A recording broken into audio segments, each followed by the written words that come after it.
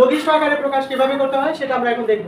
তো প্রথমত আমরা এখানে লিখব 8 বাই কত 12। অবশ্যই দাগের মাঝখান থেকে এই ডিভাইডের চিহ্নটা দিব। এবার 8 এর গুণনীয়ক গুলো বের করব। যেমন প্রথমত আমি এখানে 8 দিচ্ছি, 8 দেওয়ার পর 8 কে 1 দিয়ে ভাগ করা যায়, আমরা 1 দিয়ে ভাগ করব না। 1 এর পরে কত দিয়ে ভাগ করা যায়? 2 দিয়ে। 2 দিয়ে ভাগ করলাম, 4 দুগুণে 8। আবার 4 দিয়ে কত দিয়ে ভাগ করা যায়? 2 দ্বারা। 2 দুগুণে কত? 4। এরপরে কি আর কিছু দেওয়ার প্রয়োজন আছে? তাহলে এখানে 2 কয়টা বের হয়েছে বলেন তো? 3টা। এখানে 2 বের হয়েছে 3টা, 1 2 3। 3টা 2, তাহলে আমরা এখানে লিখবো ডিভাইডেড আকারে দিয়ে এই 3টা 2 পুরো আকারে লিখবো, 1টা 2টা 3টা। তারপর আবার 12 কে এইভাবে বের করব, 12 এর গুণনীয়কগুলো বের করব। প্রথমে 1 দিয়ে ভাগ করা যায়, আমরা 1 দিয়ে ভাগ দিব, তাহলে কত দিয়ে ভাগ দিব? 2 দ্বারা।